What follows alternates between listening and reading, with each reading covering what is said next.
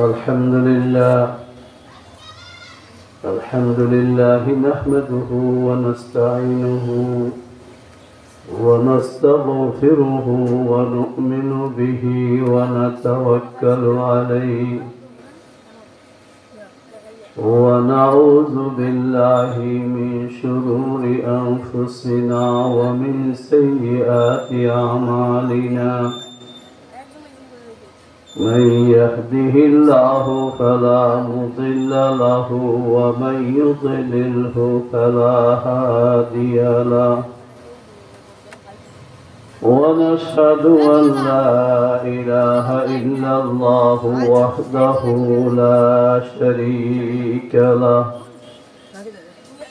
ونشهد أن محمدا عبده ورسوله أرسله الله تعالى إلى كافة الناس بشيرا ونذيرا وداعيا إلى الله بإذنه وسراجا منيرا اللهم صل على محمد وعلى آل محمد كلما ذكره الذاكرون وكلما غفل عن ذكره الغافلون أما بعد فأعوذ بالله من الشيطان الرجيم بسم الله الرحمن الرحيم قل يا عبادي الذين أسرفوا على أنفسهم لا تقنطوا من رحمة الله إن الله يغفر الذنوب جميعا إنه هو الغفور الرحيم وقال رسول الله صلى الله عليه وسلم التائب من الذنب كمن لا ذنب له وقال رسول الله صلى الله عليه وسلم القرآن شافع مشفع وماحل مصدق من جعله أمامه قاده إلى الجنة ومن جعله خلف ظهره ساقطه إلى النار صدق الله العظيم وصدق رسوله النبي الكريم ونحن على ذلك لمن الشاهدين والشاكرين والحمد لله رب العالمين সর্বপ্রথম দয়াময় আল্লাহ তাআলা শুকরিয়া আদায় করছি যে মহান রব্বুল আলামিন অত্যন্ত মায়া করে আমাদেরকে আজকে মারকাজুস সালিহিন আল ইসলামিয়া মাদ্রাসার ওয়াজ মাহফিলে কিছু কথা বলা এবং শোনার জন্য উপস্থিত হওয়ার তৌফিক দান করেছেন। শুকরিয়া আদায় বলি আলহামদুলিল্লাহ। আল্লাহ রব্বুল আলামিন এত মহান, আল্লাহর এত গুণগান, আল্লাহর এত কুদরত পৃথিবীর কেউ কোনোদিন বর্ণনা করিয়ে শেষ করতে পারবে না। কারণ পৃথিবীতে যত মানুষ, যত জ্ঞানী হোক না কেন, তাদের জ্ঞান সীমিত। আল্লাহ রাব্বুল আলামিনের গুণাবলী, আল্লাহর কুদরত, এগুলো সবগুলো হলো অসীম। আল্লাহ তাআলা নিজে সাফ করেছেন ولو أن ما في الأرض من شجرة أقلام والبحر يمده من بعده سبعة أبحر ما نفدت كلمات الله আল্লাহ রাব্বুল আলামিন ইরশাদ করেন, এই পৃথিবীর মানুষ জানি রাখো, পৃথিবীতে যত গাছ আছে সব গাছের যত ঢালা আছে সব ঢালাগুলো যদি কলম বানানো হয়, পৃথিবীতে যত সাগর মহাসাগর আছে এগুলো যদি আরো 7 গুণে গুণান্বিত করিয়ে এগুলোকে কালি বানানো হয়, আল্লাহর কুদরত আল্লাহর গুণগান লেখা শুরু করা, এই কলম শেষ হবে, কালি শেষ হবে, আল্লাহ তাআলার গুণগান আল্লাহ কুদরত লেখা শেষ হবে। আল্লাহ রাব্বুল আলামিনের বহু কুদরতের নিদর্শন, তার মধ্যে একটা বিশেষ আয়াত আমি তেলাওয়াত করেছি। আল্লাহ রাব্বুল আলামিন ইরশাদ করেন, হে আমার বান্দারা, যারা তোমরা গুনাহ করছো, অত্যাচারিত হয়েছে, একজন সন্তান যদি পিতামাতার কথা অমান্য করে তখন তাকে সন্তান বলতে পিতামাতা রাজি থাকে না। একজন ছাত্র যখন ওস্তাদের কথা অমান্য করে তাকে ছাত্র বলতে রাজি থাকে না। কিন্তু আল্লাহ রাব্বুল আলামিন নিজেই ডাক দিয়ে বলেন, ইয়া ইবাদি, এ আমার বান্দা, যতই গুনাহ করছো তোমরা আমার রহমত থেকে নৈরাশ হবে না, আমার রহমতের আশা ছাড়বে না, আমার রহমতের আশা করবা। আমি তোমাদের জীবনের সব গুনাহ ক্ষমা করে দিতে পারি। আমি গফুরুর রহিম, এজন্য আল্লাহর রহমতের আশা করব আমরা। আল্লাহর দরবারে রেস্ট হব না। যতই অপরাধী, আমাদের দরবার একমাত্র একটাই, সেটা কোথায়? কথা বলেন, আল্লাহর দরবারে। হযরত ইব্রাহিম আদহাম রহমতুল্লাহ আলাইহির কাছে একজনের প্রশ্ন করেছেন, বলেন হুজুর আমি আপনার কাছে একটা প্রশ্ন করব, যদি কিছু মনে না করেন। বলে যে কি প্রশ্ন করো? বলো যে আপনি কার বান্দা, এটা একটু জানতে চাই। প্রশ্নটা আমরা মনে করতেছি খুব ছোট প্রশ্ন, কিন্তু ইব্রাহিম আদহাম রহমতুল্লাহ আলাইহি এই প্রশ্নটা শুনিয়ে হঠাৎ করে পরিবেশ হয়ে গেছে। কিছুক্ষণ পরে হুঁশ আসার পরে যে প্রশ্নকারী চিন্তা করে গেল, আমি তো বেশি কঠিন প্রশ্ন করি নাই, হুজুর হঠাৎ করে বেহুশ হয়ে গেলেন কেন? বলুন হুজুর, আমি তো এত কষ্ট দিয়ে আপনাকে এত কঠিন প্রশ্ন করলাম না, আপনি কেন এই ধরনের অবস্থা, বেহুশ হয়ে গেলেন কেন? হুজুর বলেন যে আসলে আমি তো আল্লাহর বান্দা ছাড়া অন্য কারো বান্দার কথা আমার মুখ দিয়ে বের হবে না। আমি তো আল্লাহর বান্দা, তবে আল্লাহর বান্দা যে আল্লাহর বন্দেগী তো আমি ঠিক মতো করতে পারি না। আল্লাহর বন্দেগী যে ধরনের করার দরকার, আমি ইব্রাহিম আদহাম তো সে ধরনের বন্দেগী করতে পারি না, বান্দা দাবি করি কি করি।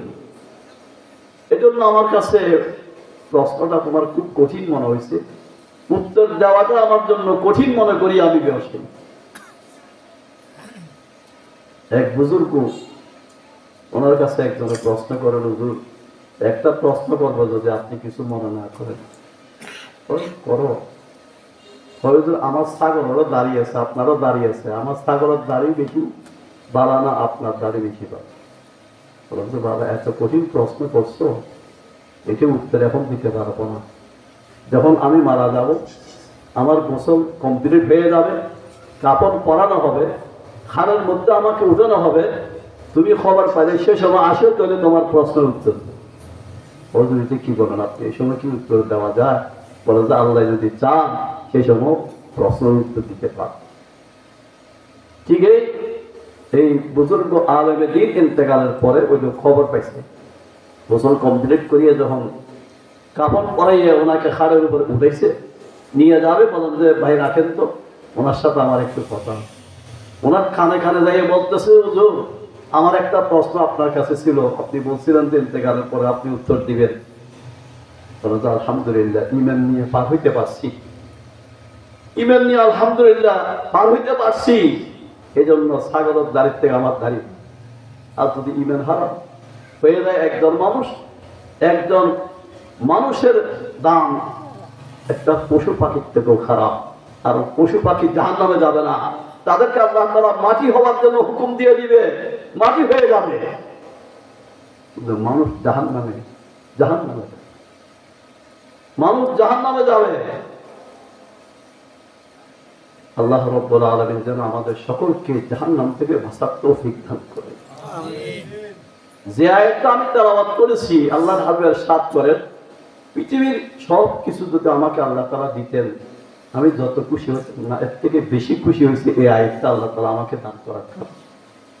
আর আমার উম্মতের মধ্যে আমি জানি গুনাহগার হব, তাদেরকে আল্লাহ রাব্বুল আলামিন যদি ক্ষমা না করে, কে ক্ষমা করবে? এজন্য আল্লাহ নিজেই ডাক দিয়ে বলেন, কুল ইয়া ইবাদিয়াল্লাযীনা আসরাফু আলা আনফুসিহিম লা তাকনাতু মির রাহমাতিল্লাহ ইন্নাল্লাহা ইয়াগফিরুয যুনুবা জামিআ ইন্নাহু হুয়াল গফুরুর রহিম। রব্বুল আলামিন বলেন, বান্দা যারা অত্যাচারিত হয়েছে, গুনাহ করে জীবন বরবাদ করে দিছো, আমার রহমত থেকে নড়ে এসেও না, আমার রহমতের দরবারে আসো, আমার কাছে ক্ষমা চাও, আমি তোমার জীবনের সমস্ত গুনাহ মাফ করে দেব। আল্লাহর সাথে ইরশাদ করে আল্লাহ রাব্বুল আলামিন 100টা রহমত, তার মধ্যে একটা রহমতকে পুরো বিশ্বের সকলের জন্য ভাগ করে দিয়েছেন। মানুষ, জিন, গরু, ছাগল, কীট পতঙ্গ, একটা রহমত সবাইকে ভাগ করে দিয়েছেন, আর আল্লাহর কাছে রাখছেন 99টা। একটা রহমতের ভাগ কে কতটুক পাইছে, তারপরও একটা আরেকজনকে একজনের কত মায়া, কত মহব্বত। একটা ফাঁকি তার সানাকে, বাচ্চাকে কত মায়া মহব্বত, একটা ওঁর তার বাছুরকে কত মায়া মহব্বত। আল্লাহর হাবিব সাল্লাল্লাহু আলাইহি ওয়াসাল্লামের কাছে এক লোক আসছে, একটা চাদর গায়ে দিয়ে, চাদরের ভিতরে এমনি লাড়াচাড়া করতেছে। হুজুর বলেন যে, তোমার চাদরের ভিতরে কি আছে মনে হয়? হুজুর, আসতে সময়ের মধ্যে একটা বাঁশের জাত, এখানে দেখলাম যে কিছু পাখির ছোট ছোট বাচ্চা, এগুলো দেখি আমি আমার চাদরের এক কোণার মধ্যে ঢুকেছি, দেখি যে মা ঘুরে ফিরে করতেছে আমার মাথার উপরে। পরে আমি এটা তুলে দিছি, দেখি যে মা আসিয়ে সেখানে বসছে তাদের পাশে। পরে মাকে সহদরিয়ে আমি নিয়ে আসছি আমার চাদরের ভিতরে। পাখির মা। হুজুর বলেন যে, আমার সাহাবীরা, তোমরা যারা আছো, এই পাখি যেটা বাচ্চা জন্য এত মায়া, সে জানে আমাকে ধরিয়ে হয়তো জবাই করে খাই ফেলবে, কিন্তু বাচ্চাদের মায়ার কারণে সে বাচ্চাদেরকে ছাড়িয়ে যায় না। যারা হাবিব সরকার দো জাহান মুহাম্মদ রাসূলুল্লাহ সাল্লাল্লাহু আলাইহি ওয়াসাল্লাম সাথ করেন, আমার উম্মত জানি রাখো, এই পাখিটা তার বাচ্চাদেরকে যত মায়া করে, মহব্বত করে, আল্লাহ রাব্বুল আলামিন বান্দাকে এর থেকে অধিক গুণ বেশি মহব্বত। একবার আল্লাহর হাবিব সাল্লাল্লাহু আলাইহি ওয়াসাল্লামের সাথে কিছু কয়েদি গ্রেফতার হয়ে গেছে, কাফের, পুরুষ মহিলা। মহিলাদেরকে এক জায়গায় রাখা হয়েছে, পুরুষকে এক জায়গায় রাখা হয়েছে। মহিলাদেরকে যেখানে রাখা হয়েছে সেখানে একজন মহিলা, তার সন্তান হয়ে গেছে, সে গ্রেফতার হয়ে গেছে। এখানে যারা গ্রেফতার হয়ে গেছে, এখানে কারো কারো সন্তান আছে। এই মহিলাকে দৌড়াদৌড়ি করতেছে, যার সন্তান পায় তার সন্তানকে বুকে নিয়ে মায়া মহব্বত করতেছে, আদর স্নেহ করতেছে। রাসূল সাল্লাল্লাহু আলাইহি ওয়াসাল্লাম সাহাবায়ে কেরাম নিয়ে গেছেন, দেখতেছে মহিলাটার অবস্থা। হুজুর বলেন যে, দেখছেন আপনারা, যে মা আরেকজনের সন্তানকে এত মায়া করতেছে, মহব্বত করতেছে, তার নিজের সন্তানকে কেমন মায়া করে, মহব্বত করে? আরেকজনের সন্তানকে কোলে নেয়, আদর করে, যত্ন করে, চুমুকায়, মায়া মহব্বত করতেছে, তাহলে নিজের সন্তানকে কেমন মহব্বত করবেন? সাহাবায়ে কেরাম বলতেন, হুজুর, এটা তো কোনো তুলনাই হইতে পারে না। হুজুর বলেন যে, এই মা সন্তানকে যত মায়া করে, মহব্বত করে, আল্লাহ রাব্বুল আলামিন বান্দাকে এর থেকে বেশি মায়া করে, মহব্বত করে। আল্লাহ রাসূল সাল্লাল্লাহু আলাইহি ওয়াসাল্লাম সাথ করে, বনি ইসরাইলের মধ্যে একটা লোক বেশি জালেম ছিল, নিরপরাধ মানুষকে হত্যা করছে। পরে এক রাহেব ধর্ম প্রচার তার কাছে গেছেন, বলেন যে, আপনি তো ধর্ম প্রচার করতেছেন, শুনছি, সেজন্য আপনার কাছে আসছি। আমি তো বহুত বড় অপরাধী, এতগুলো মানুষ হত্যা করছি, এখন আমার তওবাকে আল্লাহ কবুল করবে? উনি বলে যে না, এতগুলো মানুষ হত্যা করছো, তোমার তওবাকে আল্লাহ কবুল করবে। এমন করতে ওনারা হত্যা করে গেছে, এখন 100 জন পড়ে গেছে। তুমি যা হত্যা করছে খারাপ মানুষ, আজকে একজন দিনদার মানুষকেও সে হত্যা করবে। আরো ব্যয় করার অস্থির হয়ে গেছে, রাস্তাঘাটে ঘুরতেছে আর বলে যে ভাই আপনারা কি জানেন কোন বাবা আলেম আছে যার কাছে গেলে আমি একটু দ্বীনের সন্তান পাবো, আমি তওবা গ্রহণ করতে পারবো কিনা জিনিসটা জানবো। এক লোকে বলেন যে অমুক জায়গার মধ্যে একজন আলেমের দ্বীন আছে, উনি ওইদিকে ছুটছে মাত্র অল্পক্ষণ হাঁটার পরে হঠাৎ করে পড়ে গেছে। আল্লাহ রাব্বুল আলামিনের ইচ্ছা তার জন্য মরকুল মউত হাজির হয়ে গেছে। আল্লাহর হাবিব ইরশাদ করেন তার জন্য জান কবজ করার জন্য রহমতের ফেরেশতা আসছে, আযাবের ফেরেশতা আসছে। আযাবের ফেরেশতা বলে যে তার জান আমি কবজ করব, কারণ সে তওবা করে নাই, গুনাহ লইয়াই মৃত্যুবরণ করছে। রহমতের ফেরেশতা বলছে না, সে তওবার দিকে যাচ্ছে, সেই জন্য আমি তার জান কবজ করব। এখন দুনো ফেরেশতা মুখোমুখি।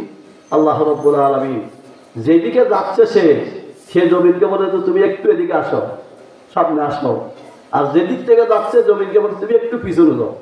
পরে দুনো ফেরেশতাকে বলে যে আল্লাহ রাব্বুল আলামিন তোমরা দুনো দিকে মাপ দাও, যেদিকে কাছে হয় সেদিকে তার জন্য সিদ্ধান্ত হবে। পরে যেদিকে তওবার জন্য যাচ্ছে সেদিকে সামান্য এদিক থেকে দেখা যায় কম হয়ে গেছে, এজন্য রহমতের ফেরেশতার মাধ্যমে জান কবজের আল্লাহ ফয়সালা করছেন। বান্দা আল্লাহর দিকে যত অগ্রসর হয় আল্লাহ এর থেকে বেশি অগ্রসর হবে। তারা হবে সাত করেন, বান্দা যখন এক বিগত আল্লাহর দিকে আগায়, আল্লাহ এক হাত তার দিকে আগায়। বান্দা যখন এক হাত আগায়, আল্লাহ রাব্বুল আলামিন তার দিকে এক বাহু আগায়। বান্দা যখন হাঁটিয়ে আল্লাহর দিকে যায়, আল্লাহ দূরে কুদরতে তাকে গ্রহণ করে। সুবহানাল্লাহ। বান্দা আল্লাহর দিকে যত অগ্রসর হবে আল্লাহর থেকে বেশি অগ্রসর। আল্লাহ রাব্বুল আলামিন আল্লাহর দিকে মুতাওয়াজ্জিহ হওয়ার জন্য আমাদের যেন তৌফিক দান করেন। প্রতিটা মুহূর্তের মধ্যে আল্লাহকে স্মরণ করার জন্য আল্লাহ তৌফিক দান করেন। আল্লাহর রহমত থেকে আমরা কোনো সম্মুখে নরেশ হব না, বিশেষভাবে তওবা ইস্তিগফারের জীবন কাটাবো। আল্লাহর হাবিব সাল্লাল্লাহু আলাইহি ওয়াসাল্লাম দৈনন্দিন 100 বার তওবা করতেন। নবী মুহাম্মদুর রাসূলুল্লাহ সাল্লাল্লাহু আলাইহি ওয়াসাল্লামের জীবনে 100টা পরিবার কোনো গুনাহ নেই, নাকি আছে? কথা বলেন। যার কোনো গুনাহ নেই তিনি যদি দৈনন্দিন 100 বার তওবা করে, আমাদের এত গুনাহ নেই, আমরা কি তওবা করতে হবে না? কথা বলেন। আল্লাহ রাব্বুল আলামিন আমাদের সকলকে যেন তওবায়ে নসুহা নসিব করেন। আল্লাহ রাব্বুল নিজে ইরশাদ করেন, ইয়া আইয়ুহাল্লাযীনা আমানু তুবু ইলাল্লাহি তাওবাতান নাসুহা। খালেস তওবা, যে গুনাহ করব সেই গুনাহ থেকে যদি পরিপূর্ণ আমি আলোক পেতে পারি, পৃথক হইতে পারি এবং গুনাহ ছাড়ার উপরে পরিপূর্ণ প্রতিজ্ঞা করতে পারি, আল্লাহর দরবারে আসে কান্নাকারি করলে আল্লাহ তাআলা গুনাহ মাফ করবেন। আপনার এদিকে গুনাহ করার জন্য আপনি যাওয়ার আবার ইচ্ছা, আবার এদিকে তওবাও করেন, আল্লাহ আমার মাফ করে দিন, এটা আল্লাহর সাথে হাসি মজা ঠাট্টা, এই তওবা আল্লাহর দরবারে কবুল হবে না। খালেস তওবা করার জন্য আল্লাহ রাব্বুল নিজে হুকুম করেছে। রাসূল পাক সাল্লাল্লাহু আলাইহি ওয়াসাল্লাম জামানার মধ্যে কবিলে গ্রামে দিয়ে একটা মহিলা আখিরাতের মধ্যে গুনাহ নিয়ে গেলে আযাব হবে জাহান্নামের, আল্লাহ নারাজ হবে, এই কথা সে জানিয়ে তার একটা বড় গুনাহ মারাত্মক আল্লাহর হাবিবের কাছে আসতে বলো, ইয়া রাসূলুল্লাহ সাল্লাল্লাহু আলাইহি ওয়াসাল্লাম আমি একটা বড় পাপী, আমার বড় একটা গুনাহ হয়ে গেছে, যে শাস্তি শরীয়তের মধ্যে আছে সেই শাস্তিটা আমাকে দিয়ে আমাকে পবিত্র করেন। আমি আখিরাতের শাস্তির থেকে বাঁচতে চাই, আল্লাহর নারাজের থেকে বাঁচতে চাই, জাহান্নামের আযাব থেকে আমি বাঁচতে চাই। হুজুরকে বলছেন, হুজুর সাল্লাল্লাহু আলাইহি ওয়াসাল্লাম যেমন শুনতেছে না। হুজুর খেয়াল হলো যে মহিলাটা যখন এত অনুতপ্ত হলো গুনার উপরে, আল্লাহ তারা মাফ করে দিবে, সেই যেন চলে যায়।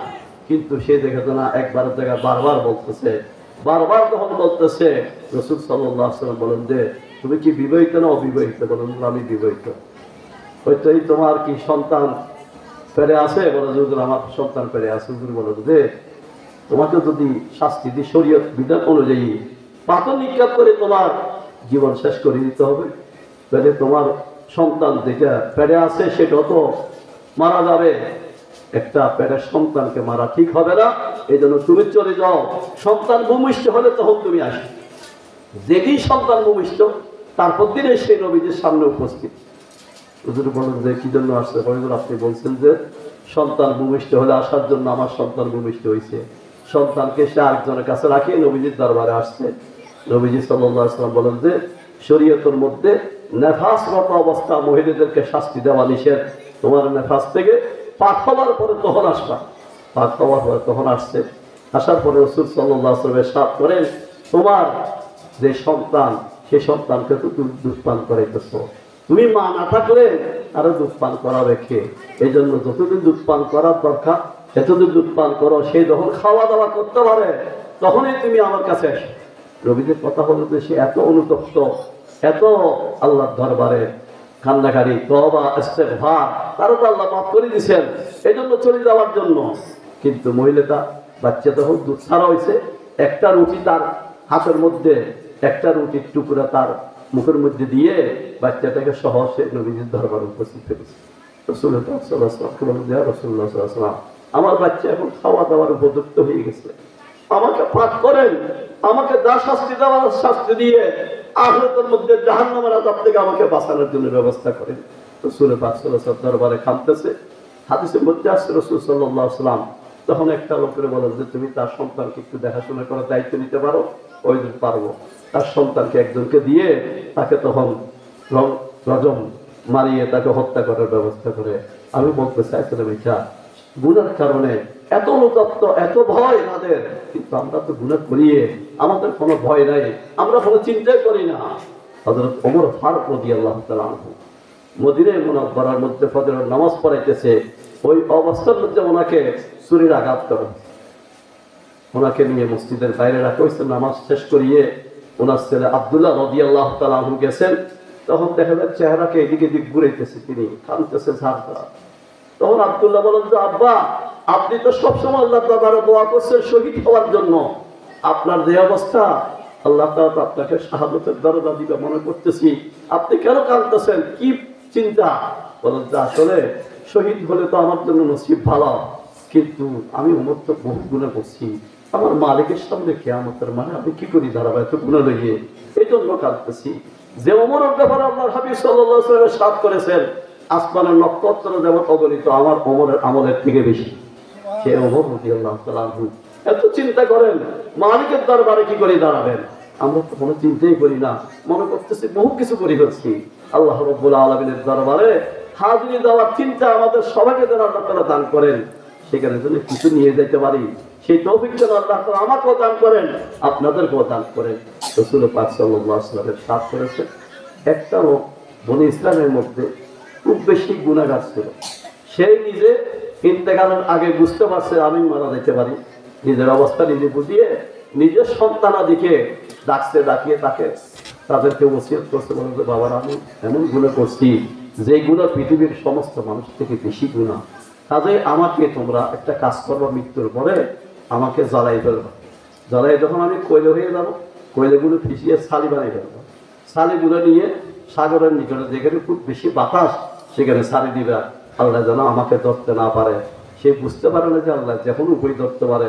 এই জন্য শুনতে বলছেন আল্লাহ তাআলা তো সব কুদরতের মালিক, কাদের কুদরত বাড়ি হারচে খাহি আকুনি মুর্দারা বা জাকুনি ওর জিন্দারা বে জাকুনি।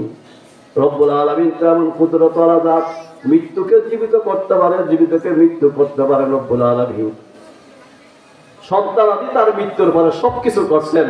আল্লাহ রাসূলের সাথ করেন আল্লাহ রাব্বুল আলামিন কোন শব্দ বলার সঙ্গে সঙ্গে আল্লাহর সামনে সে হাজির হয়ে গেছে, সব কিছু থেকে আল্লাহ কুদরত আল্লাহর সামনে হাজির করে গেছে। বলো যে বান্দা এত কিছু তুমি কেন করলা? ওই আল্লাহ আপনি তো জানেন আমি বহু অপরাধী মানুষ, পৃথিবীর মধ্যে এত অপরাধ আমার মধ্যে কেউ করে নাই, আমি আপনার বয়ে আপনার আযাবের বয়ে এই কাজগুলো করছি, আপনি তো জানেন। রব্বুল আলামিন এত দয়াবান তার প্রতি হয়েছে, বলে যে তুমি যে মৃত্যুর সময়ের মধ্যে আমার ভয়টা তোমার মধ্যে আনছো, এই জন্য তোমার জীবনের সবগুলো মাফ করে দিই। রাসূল পাক সাল্লাল্লাহু আলাইহি ওয়াসাল্লাম সাথ করেন বনি ইসরাইলের মধ্যে একটা লোক ছিল, তার নাম হলো কিন্তু বহু গুনাহ অপরাধ, মানুষের গুনাহগার মানুষ, খারাপ মানুষের জানাজা পর্যন্ত পড়বে না এমন সিদ্ধান্ত। এত খারাপ মানুষের জানাজা কে পড়ে? ভালো মানুষের জানাজা দূরে দূরে বহুত দূর থেকে যায়, খারাপ মানুষের জানাজাও কেউ পড়তে চায় না। এই লোকটা এমন, তার জানাজাও কেউ পড়বে না।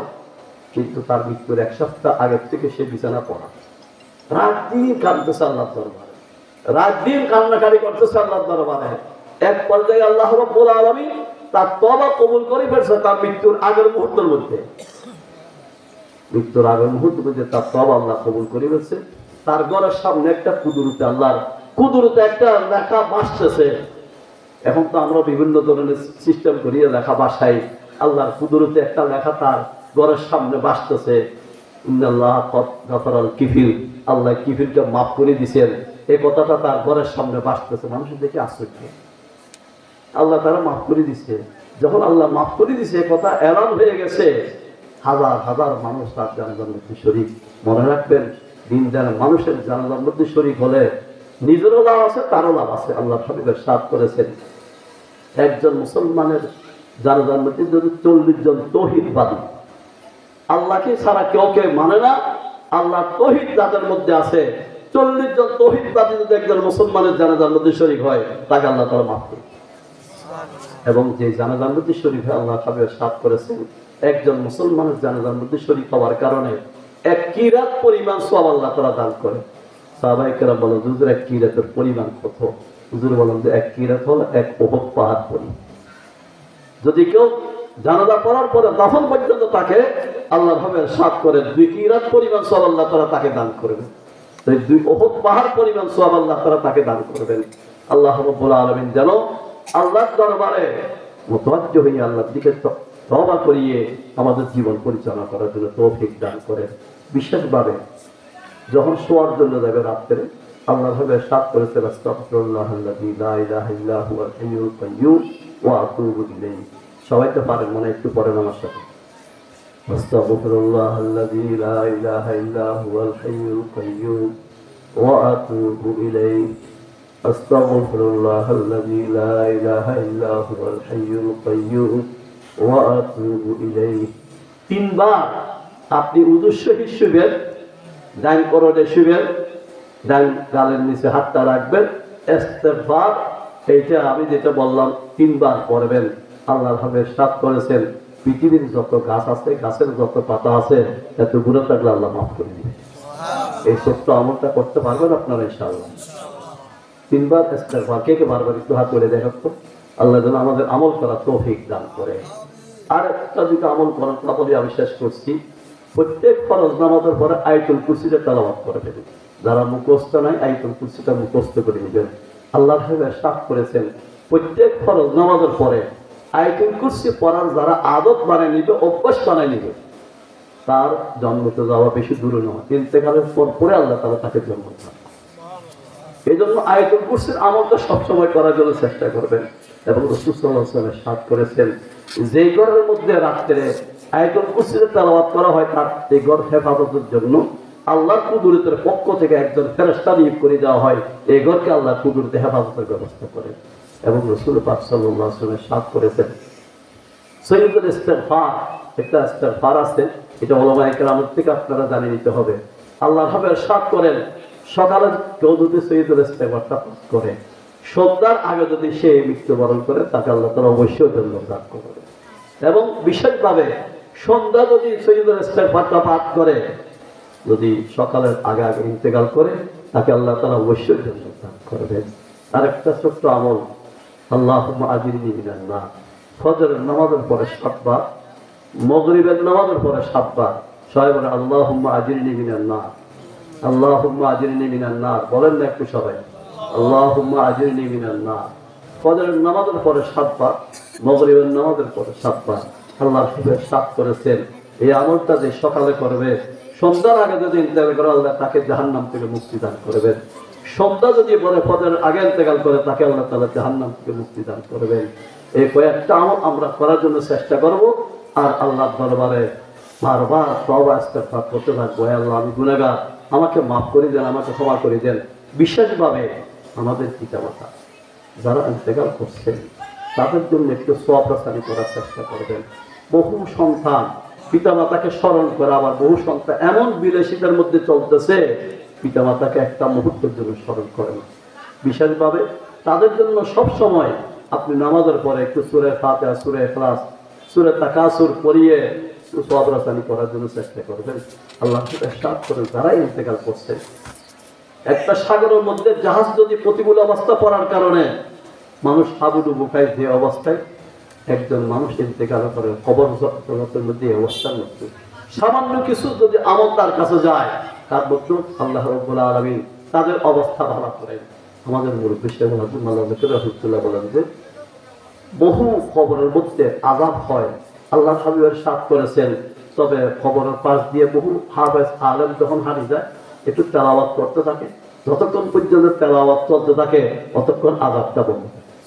আল্লাহ রাসূল সাল্লাল্লাহু আলাইহি ওয়াসাল্লাম একবার এক গোরস্থানের পাশ দিয়ে যাচ্ছেন, নবীজি বলেন যে সাহাবায়ে কেরাম এখানে কিছু দোয়া দরুদ পড়ো সকলে। এখানে দুইটা কবরের মধ্যে আযাব হচ্ছে, তারা তো চিৎকার করে কাঁদতেছে, তাদের কান্নার আওয়াজটা আমার কানের মধ্যে আসতেছে। আমরা তো বহু গোরস্থানের পাশ দিয়ে হাঁটতেছি, নিজের মা বাবার কবরের পাশ দিয়ে হাঁটতেছি, কে কি অবস্থা আছে আমরা জানি না। এই জন্য তাদের জন্য সবসময় সওয়াবরাসানি করার চেষ্টা করবেন, বিশেষভাবে সদকায়ে জারিয়া এই ধরনের মাদ্রাসা মসজিদ দ্বীনের কাজের মধ্যে সামান্য আপনি দান করিয়ে সবসময় মা সবসময় বাবা এদের আপনজনে পায় সেই ব্যবস্থাটা করবেন। মাদ্রাসার মধ্যে একটা গরিব ছাত্রকে একটা কোরআন শরীফ আপনি দিয়ে দিলেন, একটা গরিব ছাত্রের দায়িত্বটা খাওয়া দাওয়া আপনি নিয়ে নিলেন, আল্লাহর হুকুমে সাথ করেন। ক্বালান নবী সাল্লাল্লাহু আলাইহি ওয়াসাল্লাম আনা ওয়া কাফিরুল ইতিম হাকাযা ফিল জান্নাহ। নবীজি ইরশাদ করেন যে এতিম লালন পালন করে জান্নাতের মধ্যে আমার পাশাপাশি স্থানে তাকে আল্লাহ তাআলা স্থান দান করবেন। মানুষের দিল খুশি করা, বিশেষভাবে এতিম গরিবদের দিল খুশি করা নফল হজের থেকে কম নয়। দিল বদস আওয়ার কে হজ্জে আকবরাস আজ হাজারা কাবা এক দিল বেহতরাস কাবা বুনিয়াদে খলিলে আজরাস দিল গুজর গাহে জলিলে আকবরাস। চেষ্টা করবেন এতিম গরিব অসহায় বিশেষভাবে মাদ্রাসার ছাত্র যারা আল্লাহ রসুলের মেহমান, নবীজি ইরশাদ করেন যে এরা জয়ুফুর রহমান, জয়ুফুল নবী সাল্লাল্লাহু আলাইহি ওয়াসাল্লাম, জয়ুফুল মুসলিমিন, তারা আল্লাহর মেহমান, নবীজিরও মেহমান, সমস্ত মুসলমানের মেহমান। এই জন্য এই মেহমানদের একটু সামান্য পাশে দাঁড়ানোর জন্য চিন্তা করবেন। আল্লাহ রাসূল হাদিসে মুবারকে ইরশাদ করেছেন ক্বালা নবী সাল্লাল্লাহু আলাইহি ওয়াসাল্লাম মান কানা ইউমিনু বিল্লাহি ওয়াল ইয়াউমিল আখির ফালিয়ুকরিম যায়ফা। যে আল্লাহকে বিশ্বাস করে আখিরাতকে বিশ্বাস করে সে মেহমান তাজিম করা উচিত। পুরো বিশ্বের মুসলমান সকলেই যদি নবীজির এই হাদিস জানে, যত মাদ্রাসা ছাত্র আছে যেখানে যেখানে মাদ্রাসা আছে এই মাদ্রাসা ছাত্রের একরাম করা, তাদের সম্মান করা, তাদের মেহমানদারি করা, তাদের উপর কর্তব্য মনে করেন। আপনার সাধ্য অনুযায়ী আপনি প্রত্যেক দিন হয়তো খাওয়াইতে পারবেন না, কিন্তু একটা দিন তো তাদের মেহমানদারি আপনি করতে পারেন। এই জন্য আমি সকলের কাছে অনুরোধ করব এই মাদ্রাসার প্রতি সকলে লক্ষ্য রাখবেন। দ্বীনের আলো, দ্বীনের বাতি এই মাদ্রাসার ছাত্রদের মাধ্যমে পুরো দুনিয়াতে ছড়াইতেছে। আল্লাহ রাসূল সাল্লাল্লাহু আলাইহি ওয়াসাল্লাম সাথ করেছেন যে কোরআনের আলো যার ভিতরে ঢুকে তার জীবনটাই পুরো আলোকিত হয়ে যায়। এই নূর কোরআন মানুষকে নূরানিয়ত দান করে। এখন তো আমাদের একটু টাকা পয়সা হলে প্রথম শুরুতেই তাকে ইংলিশ মিডিয়াম। কিছুদিন আগে আমার কাছে এক ভাই বড় লোক ধানমন্ডি থেকে ছেলে নিয়ে আসছে, 7 বছর বয়স, মাকেও মারে বাবারও মারে। আমি বললাম যে ভাই তাকে কি কোরআনের একটু শিক্ষা দিচ্ছেন, কারো কাছে একটু কায়দা আমপারা কোরআন শরীফ পড়েছেন? বলেছেন না, ইংলিশ মিডিয়াতে ভর্তি করেন। বলছে এটা এখন তো 7 বছর বয়সে বাপরে মারে, বড় যদি কি করে সেটা আল্লাহ ভালো জানে। এখনো আপনার সময় আছে, আপনার পাশের একজন আলেম দ্বারা হলো তার একটু কোরআনের ছোঁয়া লাগাবেন। আমার মাদ্রাসার একটা হেফজখানার ছাত্র ছোট্ট মাত্র 3 পারা হেফজ করছে। আমার আসে বলো দুদুর আপনার সাথে আমি একটু কথা বলবো। বলো হয়তো আমার বাবার একটা সিনেমা হল আছে, কোথায়? নাটক তাজমহল সিনেমা হল। আমি তোমার অসুবিধা কি? হয়তো আমার একটা ভালো লাগে না, আমি কি করবো? হয়তো আমার আব্বাকে আসলে আপনি একটু বুঝি। কোরআন মাত্র পড়তেছে, 3 পারা মুখস্থ করছে, কোরআনের ছোঁয়া লাগার কারণে তার মধ্যে আলো ঢুকছে। সে আমাকে অনুরোধ করে হয়তো আমার আব্বা আসলে আপনি বলিয়ে আমার বাবা যেন এটা একটু বাদ দেয়, এই কথাটা বলে। কি কারণে? কি কারণ? কোরআন ঢুকছে, কোরআন একটু ছোঁয়া পাইছে, এখনো সে হাফেজ হয় নাই, আলেম হয় নাই। যদি পুরো কোরআনের হাফেজ একটা কোরআন বুঝে ভালো আলেম হয়, তার মধ্যে কেমন নূরানিয়ত আসবে? এই জন্য আমি সকলের কাছে অনুরোধ করবো, সন্তানকে নুরানি করার জন্য, নুরানি জীবন দান করার জন্য ওরা তাদের মধ্যে ঢুকান। এরপর আপনি ইঞ্জিনিয়ার বানান, ডাক্তার বানান, সেটা পরের কথা।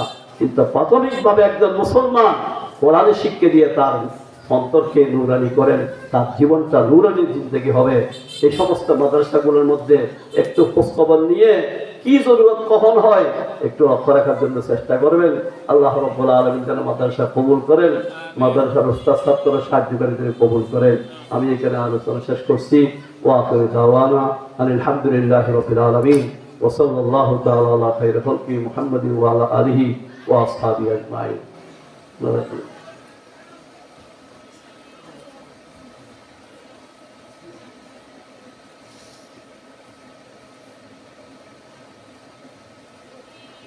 এলাকার বহু ভাই বোনরা ইন্তেকাল করছেন, মাদ্রাসা জায়গা দাতা সহযোগিতা করছেন, উনি ইন্তেকাল করছেন। এই মাহফিলের জন্য বহু ভাই বোনরা সহযোগিতা করছেন, সকলের জন্য আমরা দোয়া করব।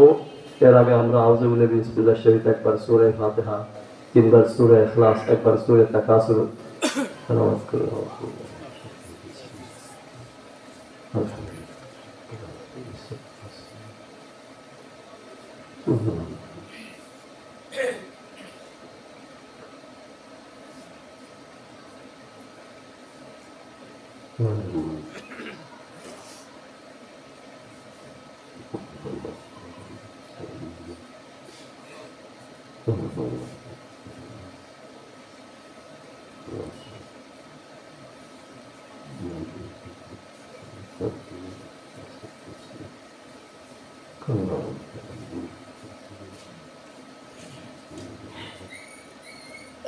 আয়াতুল কুরসি পড়েন যারা পড়েন।